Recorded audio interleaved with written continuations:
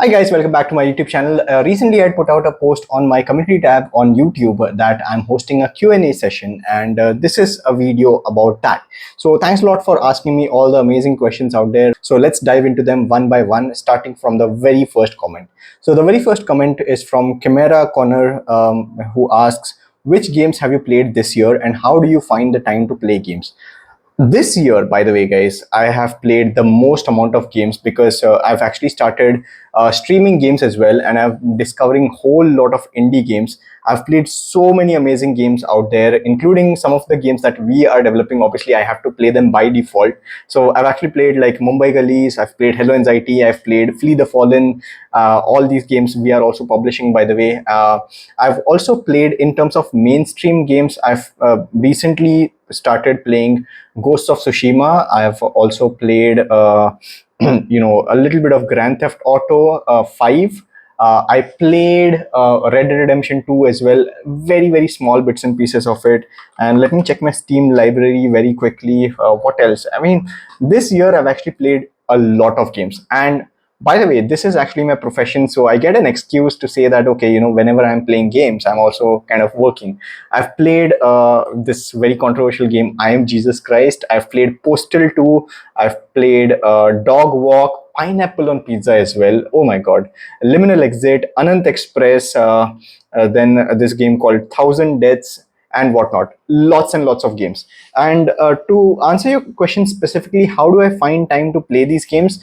Nowadays I'm also making content on games, so I kind of block out time to play games, as well as during my live stream at night from 11 p.m. to 12:30 a.m. or so. I make it a point that I'm playing some games. Okay, so that's how I'm able to find time for playing games. The next question is asked by Simply IZE. Are you planning to launch any games for mobile, and if so, what genre will it be from?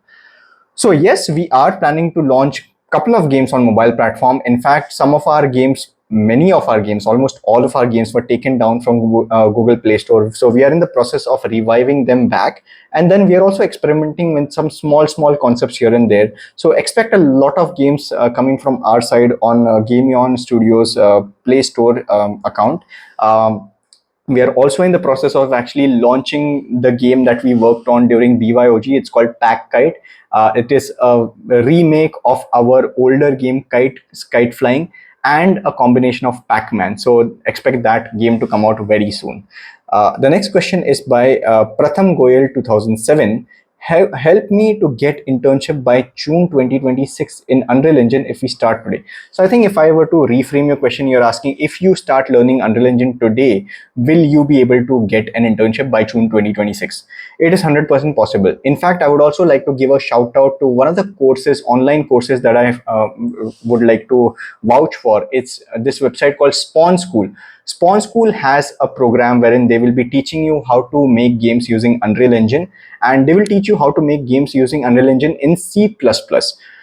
This course is going to be conducted by an authorized Unreal Engine instructor. So be rest assured that whatever knowledge you're going to get is going to be valuable in the long run. Okay, so if you want to get started learning Unreal Engine today and you want to secure an internship by June 2026 or before that, Spawn School can definitely help you out. Now, let's move on to another question asked by Pratham Goyal. How to achieve the dream of becoming a AAA game developer with college at a second year end in Tier 3 college? So, Pratham, the road to become a game programmer for a AAA game is pretty difficult. First and foremost, you need to set a target that, okay, you want to get employed in a AAA games company, right? Then go ahead, check out their job section, check out what is the requirement that they are looking for to actually hire a game programmer, and then prepare yourself from that moment onwards for those particular skill sets. And that's how you will be able to kind of groom yourself to become a game programmer at a AAA game company. It's a long way. It's not at all an easy way ahead, but I wish you all the best, and I hope you get a job at a AAA game studio. Let's go ahead with the next question. RP77E6M asks about Mumbai Gullies game progress. And there are a bunch of questions about Mumbai Gullies game progress. So I'm going to kind of, going to repeat myself every now and then. So Mumbai Gullies, a lot of people are concerned and are a bit worried what's happening. Don't worry, guys. We have stopped giving updates, but that does not mean that the game's development process has stopped. The game is still under development, and we will share updates next year. Right now, we don't have anything much to share as such that can be exciting for you guys, so we are keeping silent on that part. But guys, every game takes time, and a game of this scale especially, it's taking longer than expected. We did not anticipate that we would run into so many problems, and that's the only reason why we are a bit silent about this entire process. Okay, so yeah, it's been a frustrating journey for me as well, but we are at it. We're working towards it, don't worry. Let's go to the next question by Raj Sahar Dev. He has asked two questions. Number one is, how can you present your game to IGDC on stage, and how you can upload your game trailer on IGN or IGN India. So the first question is, how can you present your game on IGDC on stage? I've actually made a video with the core team of IGDC explaining all of this. I've combined a proper playlist of AMA questions. You can check that out. But the simplest thing is just apply for all these awards and all. If you win, you will get to show your game on stage. Additionally, you don't necessarily need to be on stage. You just have to be there at IGDC. Grab a portable computer. There are a lot of these portable computer devices, like you've got your Steam Deck and a Rogue Ally and whatnot. Load your game onto these devices and just walk around and show your game to people. It's as simple as that. And then the second question is, how you can upload your game or trailer on IGN or IGN India. For this, it's a little bit of a complicated process, because you will actually either have to know someone at IGN, or you need to know someone who knows someone at IGN. It's a bit difficult to get noticed by these media houses. So the best way to do that is just try to create as much buzz as you can around your game from your own side. And I think if you come to IGDC, you will actually find a lot of these connections over there that can help you out, get your game noticed on IGN or IGN India. So yeah, everything circles back to IGDC. Let's go to the next question by YGDev69. How to pursue game development full-time? Any tips? See, the thing is, there are a couple of pathways. Either A, you can make games for yourself. B, you can make games for other people and get paid for it. Or C, you can work at a game development company that will employ you for a salary. So there are three primary ways, right? If you want to make your own games, it's a very difficult path, primarily because there's no certainty of whether your game will be successful or not. If you want to work on someone else's ideas and get paid for it, that is a short way to also earn money. That way you can be rest assured that, okay, you can do this full time because you're getting some money in exchange for this. And then the third and the safest way is just work in a company that pays your salary. That way you can work full time as a game developer. Let's go to the next question by Hardverse. What is the good pipeline in game development as a small indie team? A good pipeline is first and foremost documenting your game's idea, then creating a small prototype. Don't go after bigger ideas. Go after the strong core loop and create a small prototype.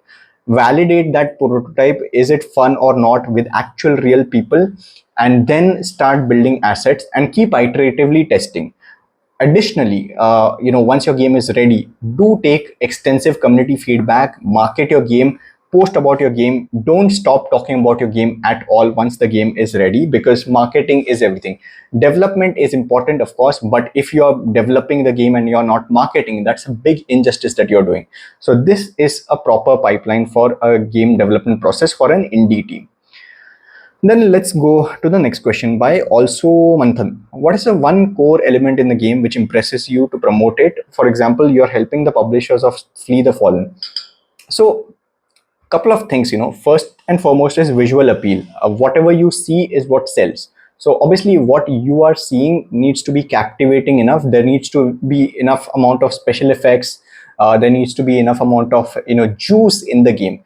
That is first and foremost. Second thing that qualifies is the core loop. Now, first step, you see the game, you like it, then you start playing it, right? If that game's hook is addictive enough, then that is something that genuinely helps me to promote a game. So yeah, a combination of these two things, how impressive it looks. And when I say this, I don't mean like realistic graphics and all. These can be 2D graphics, it doesn't matter. But is that captivating enough, right? That's one. And second part is the core loop itself. Now, moving on to the next question by Kush Singh Thakur 456. How to develop a game for PlayStation? Well, to make a game for PlayStation, you need the PlayStation development kit, and it goes through a huge, road of approvals. So it's not as easy to make a game for PlayStation as it is for PC or mobile. Yeah, so it's a long way ahead over there. Then there are two questions by Doc7170. Number one is, can one sustain or earn decent as a game developer in India? Short answer to that is yes. If you figured out a way to, earn good money from games, you can definitely sustain yourself. And then the second question is switching careers from non-engineering to game dev in mid-20s worth it? Well, if you're happy with the switch, it is worth it. If you're not happy with the switch, if you have self-doubts and all, then that's not worth it. Of course, it genuinely goes on to your personal liking or personal goals in life. If you are ready for the struggle, then it's worth it. If you're not, it can be a nightmare for you. As simple as that. Now, the next question is by It's Me Akira X7M. When can we expect AAA game from India? I think we don't need to expect any AAA game. I think we can expect good quality games, and once we have bunch of very good quality games, then we can move on to the next step of AAA games. I think one of the most misunderstood terms in gaming industry is AAA. People think that AAA is just about graphics. It's not. It's about core gameplay. It's about how your sounds, your characters, your motion capture, everything merges with each other.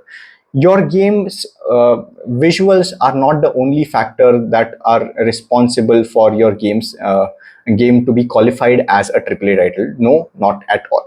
So that is something of a extended topic that we can explore later on. But yeah, I mean, we don't necessarily need to expect a AAA game from India. Just expect good quality games. I think that's good enough.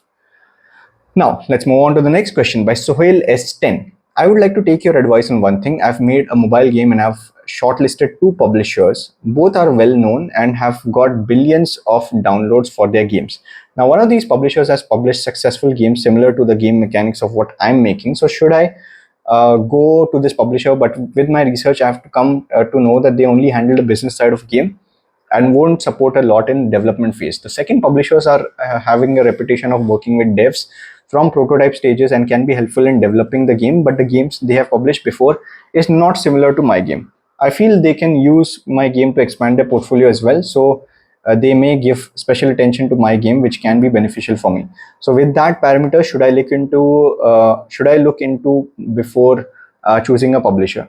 So Sohail, first and foremost, try and capture their attention. Is the answer to your question that like both these publishers are interested in publishing your game? In that case, I would say that go ahead with the developer, with the publisher that has already published games of your type, right?